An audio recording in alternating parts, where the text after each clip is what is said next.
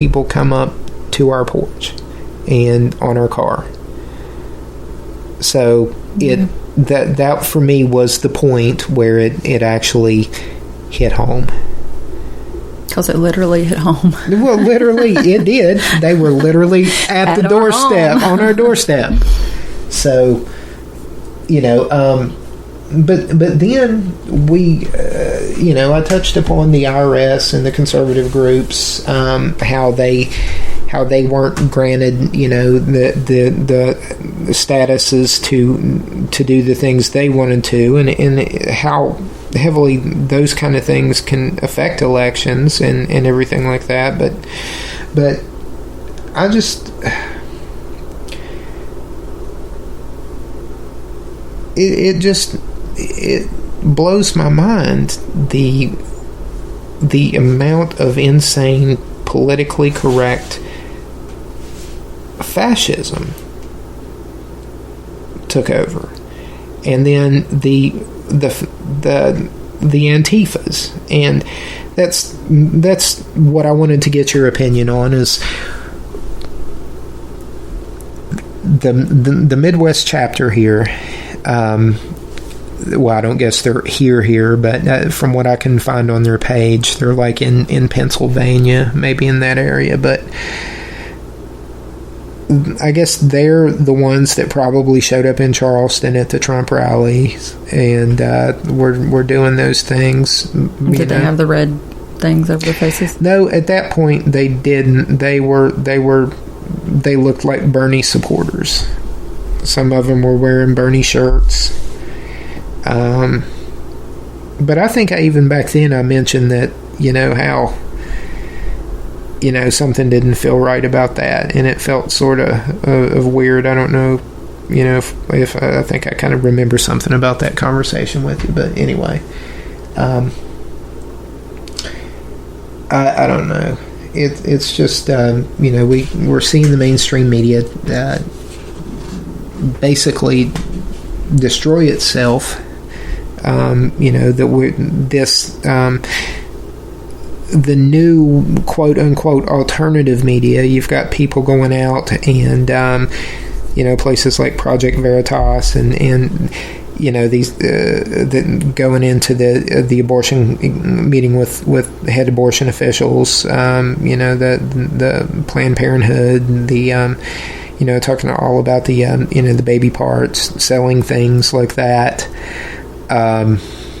You've got them going in with cameras and catching, like the CNN producers doing the things that talking all the smack they're talking about with the Russian collusion now. I mean, it's an effective way to bring sunlight in, I think, because the camera doesn't lie. I mean, it can in today's digital world, but you can, when you have something like it's hard to fake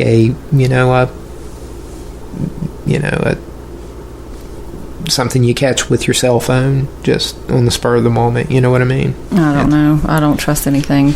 I wouldn't trust anything you see in the news. Yeah. Whether it was with a cell phone or a news camera or anything can be edited. Yeah. I guess with it though, one thing else I said back in 2014 and 3 years later, it's actually hit us really hard. Back then, I still had health insurance, and it was pretty good health insurance. But our marital status changed. A lot of different things has changed since then, and I don't know. Healthcare was just the level that I was comfortable with us getting was just it was unaffordable. Yeah. You know what I mean? Yeah, it was bad. It was terrible. It finally got to the point where, what was it? A third of our income. I don't know. It was way too much. Yeah. It was cheaper just to go ahead and pay the fine. Yeah, way cheaper. But anyway. It's just but as bad as Obamacare was, and they're still working, they're talking now on replace and then repeal, and And so who knows? But, at the end of the day, the only thing worse than Obamacare, than that policy is the I don't care if you have that policy. Because if you don't care, then you're a slave. So you buck the narrative. Don't listen to, don't believe everything you hear. And ask yourself, why you're being exposed to this 24 hours a day, 7 days a week, over and over again. The the intros with the Fox News alerts, and just to grab your attention so that you can be one more time spoon fed the garbage they want to shove down your throat. So I mentioned in 2014 that you live under the amount of tyranny that you accept. And we the American people voted, and we have a president that has said America first, not globalism. So maybe we're on the right path, but I don't know. Do you feel we're on the right path?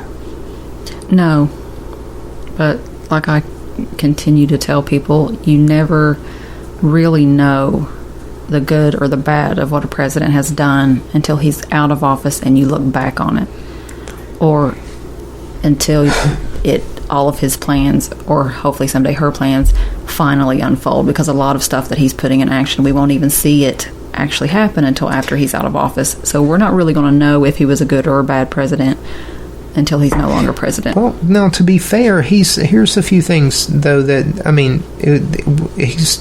he's not, what's going on 7 months now? Going on 7 months? And, a lot of things presidents do, they don't do until, the middle of the first term. You can't get the ball rolling. That's my point. He's rolling the balls now, but you're not going to see the effects of that until of a lot of it until after he's gone. But he's already started things, like he started and a lot of people say, oh, coal will never come back, and this and that. And it might be the technology that changes, but coal will still be there. We'll still be selling it. I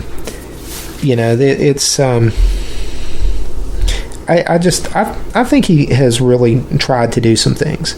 I'm not saying he's not trying. I think he really is trying to make changes. He says he wanted to make America great again, and I think he really is trying to reshape it to be like it was when we were little. But we're not going to see the big picture until he's no longer in the picture. Remember when Reagan was president, people complained. I was young, but I can still remember people complain. And he's been gone forever now, but greatest president lots of Donald people Trump think ever. Lots of people think he was the greatest president ever. But see, when he was in the office, people hated him. Do you remember? Some people did, yeah.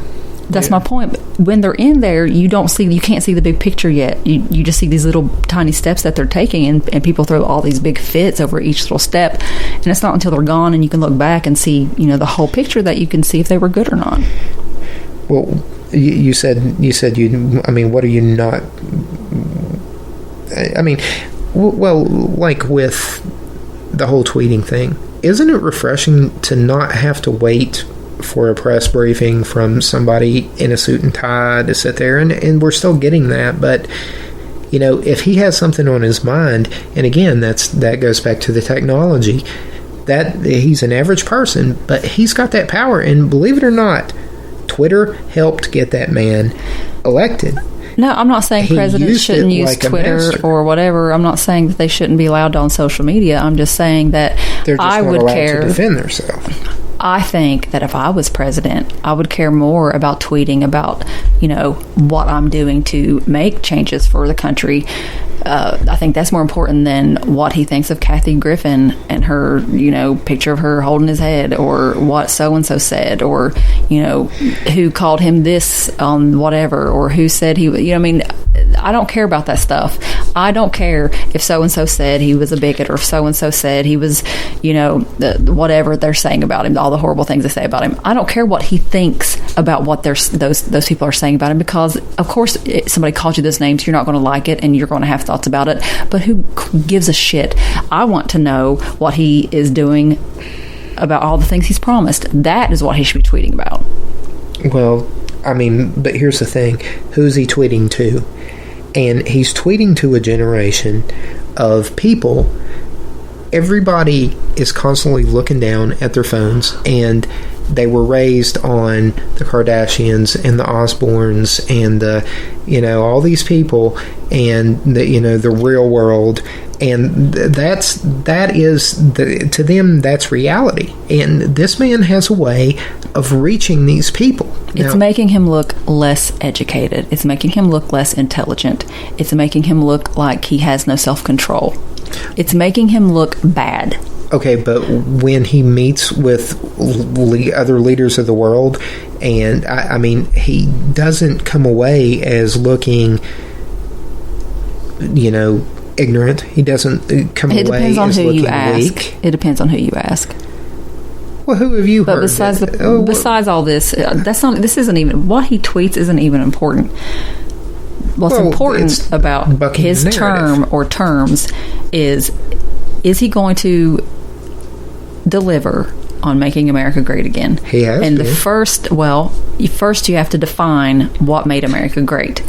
And depending on who you ask, that is also very different things.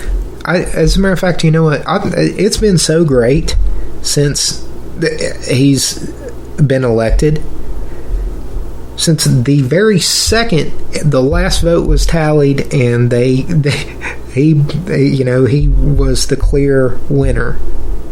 It's been so great. I'm Mr. President, I am tired of I'm a little tired of winning, and I want to suggest that maybe we all have a national day where we don't win, and we call that winning day, just because we're winning so much. I'm tired of it, so I want to take a break and just take a holiday from winning. So winning day, we need to think about that. We need a national day. So it's been that great. No, it has. It's been that great because you married me. Well, that's true. That's true. That was the icing. Trump on the cake. had nothing to do with any of this. Well, I might have not made a different decision had I not been so confident that he was going to win. So you're telling me that had he lost, we would not have gotten married? Well, I don't know what kind of future I would have had in a world where Hillary Clinton was president. They may have like passed some kind of law where men were to be, walked around with dog collars or something. How about that day? You're mean. You're mean. So, but anyway, yeah, I just I guess the last point, and it was something I said back then, just for liberty, for the cause of freedom, wherever you're at on the spectrum, maybe just as Americans, somehow, some way, try to do something, even if it's small. Try to do it for liberty today. When you hear this, right after you are done, just go do something for liberty, something small. Be the change you want to see in the world. Yes. Individually, if we do that, something small, then together we will have one, big movement, one big, action towards liberty. 1,000 small things will, add up. So, happy Independence Day, and thanks for listening. And thank you for coming on and gracing me with your presence. I'm glad you got to see me. I am. You're awesome.